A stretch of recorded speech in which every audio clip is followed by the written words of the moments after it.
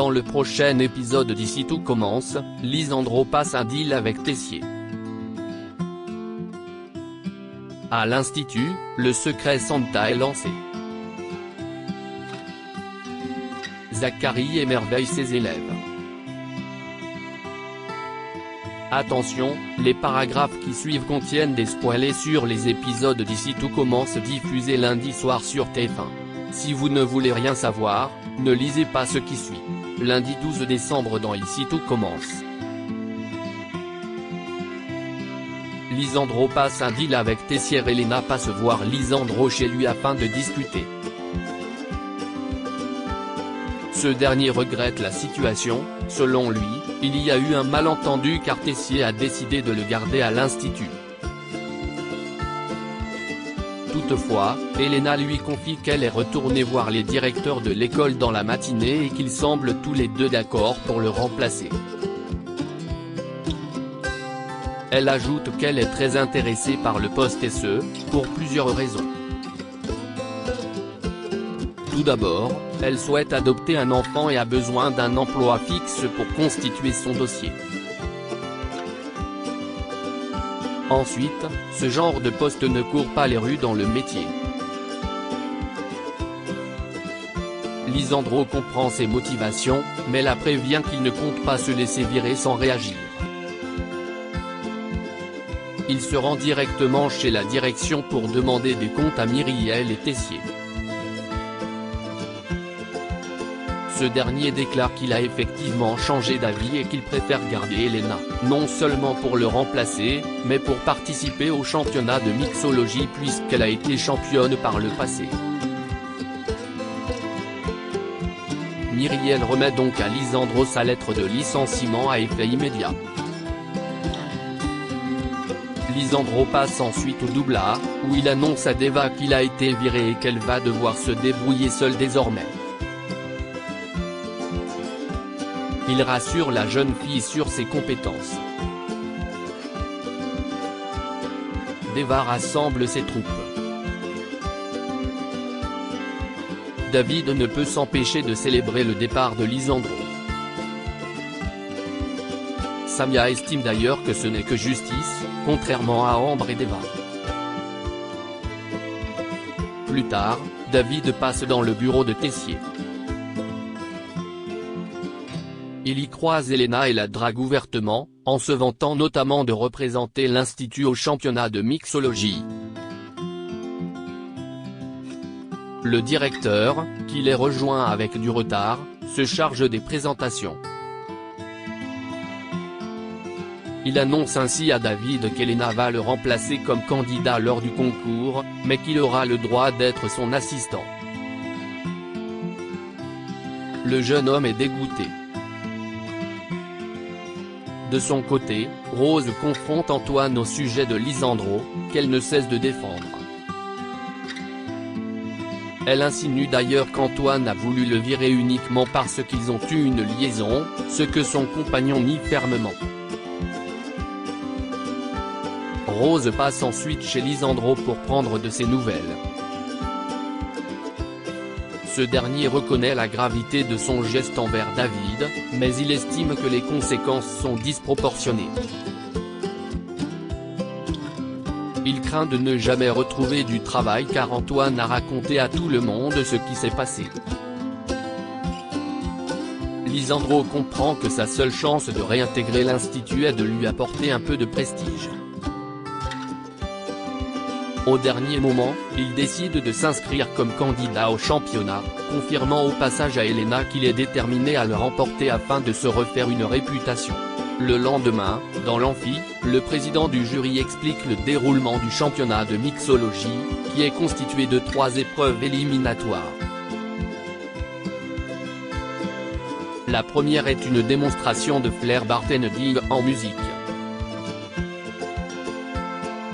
La seconde est la création d'un cocktail en accord avec un mets. Enfin, la troisième est une surprise. Tessier appelle ensuite chaque candidat, du nombre de 8, dont Elena et Lisandro font partie. Un peu en retrait, Rose fait de mine de ne pas être au courant face aux questions d'Antoine. Lisandro passe ensuite au double pour prendre des nouvelles de Deva. Il se rend compte que la jeune fille gère très bien toute seule. Comme il a le droit à 2 assistantes pour le concours, Lisandro sollicite l'aide d'Ambre et de Deva. Au même moment, Antoine débarque dans le restaurant et rappelle à Lisandro qu'il n'a plus le droit d'y mettre les pieds. Lisandro se rapproche donc de Tessier auquel il propose un marché. S'il gagne le championnat, il retrouve son poste. Le directeur accepte à condition que cela reste un secret entre eux. Lisandro lui demande également une autre faveur, celle de pouvoir s'entraîner au double. Pendant ce temps, dans les vestiaires, David apprend que Deva et Ambre ont accepté d'aider Lisandro pour le concours.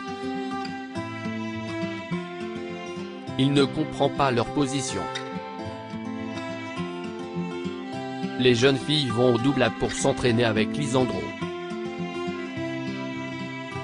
Lorsqu'Ambre se rate sur une figure, elle se prend une soufflante de la part de son professeur. Le trio décide de prendre une pause. Ambre sort prendre l'air. Deva tente de rassurer Lisandro, qui lui avoue être sous pression. Il lui révèle son marché avec Tessier. Deva jure que son ami et elle vont tout donner. Deva rejoint ensuite Suleiman au CDI, où elle est interpellée par Samia et Ethan, qui lui reprochent son attitude envers Lisandro. Défendue par son petit ami, Deva estime qu'elle n'a pas à se justifier.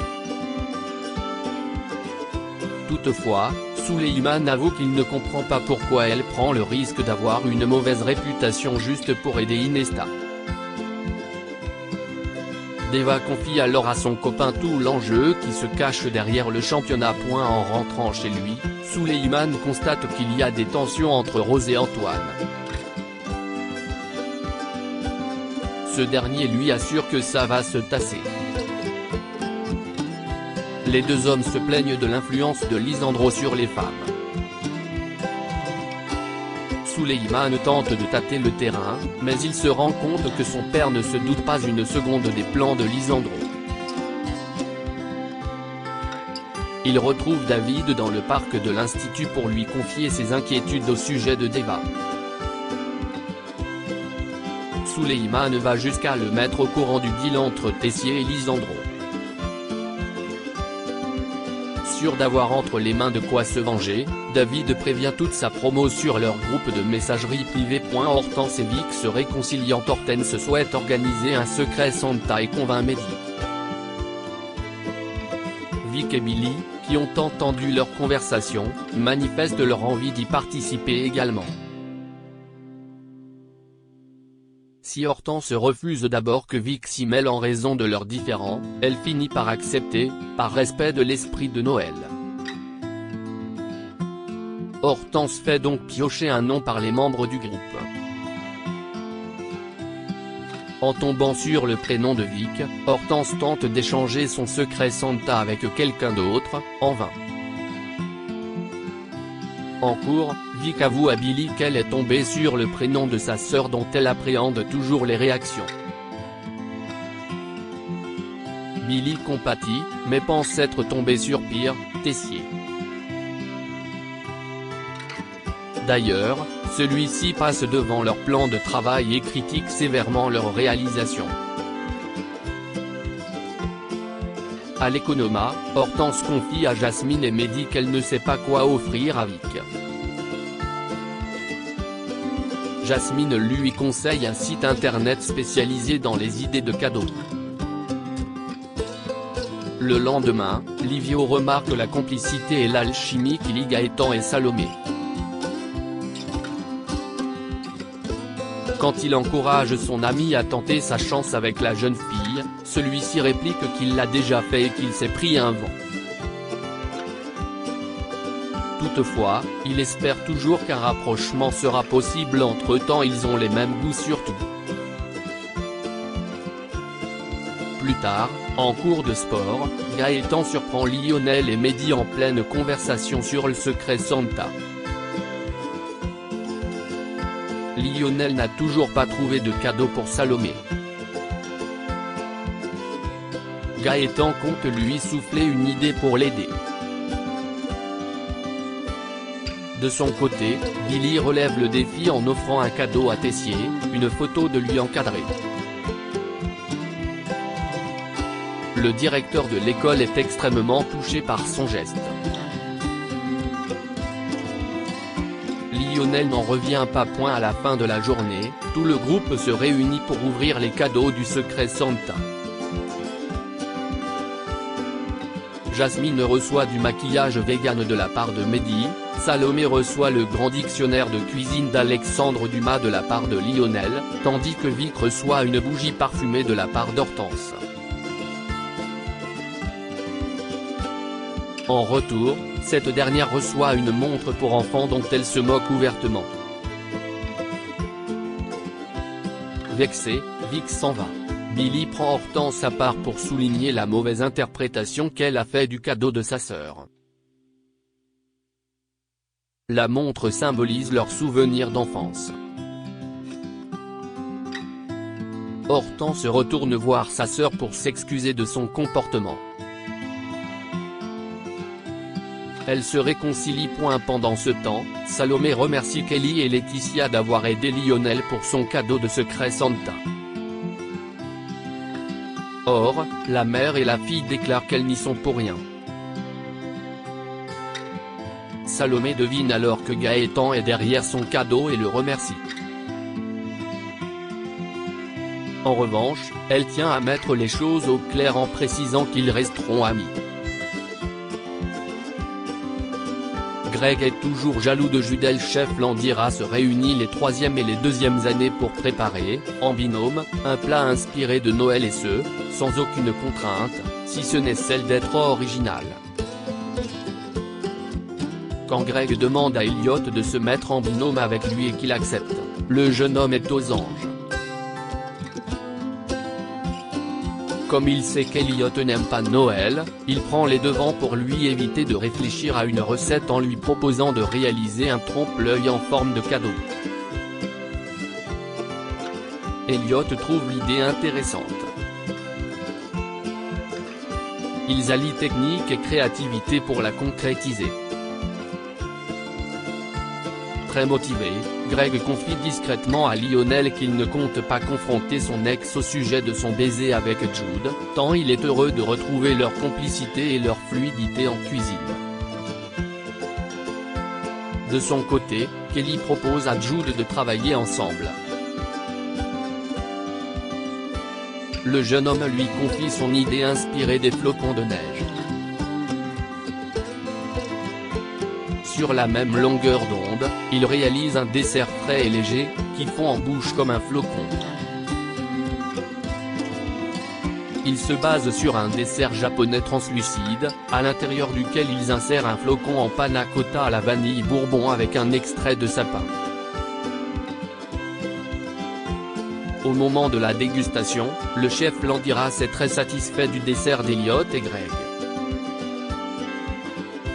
Il passe ensuite à celui de Jude et Kelly. Le chef est alors profondément émerveillé. En voyant qu'Elliot est aussi très impressionné, Greg émet une critique avant de se raviser. Toutefois, il est blessé d'entendre Elliot dire à Jude que son dessert l'a réconcilié avec Noël.